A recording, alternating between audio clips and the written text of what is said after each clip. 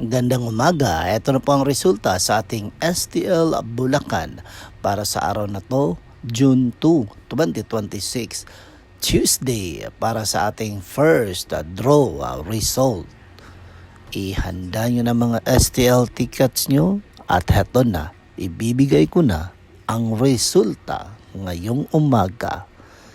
At para naman po sa ating STL Bulacan, first draw result, ang resulta ngayong umaga ay ang kombinasyong ito.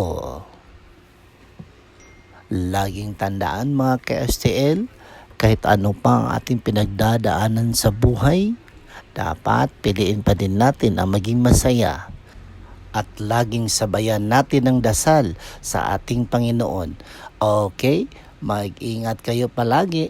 Don't forget to subscribe, Purple Green TV. Paki-like at share po.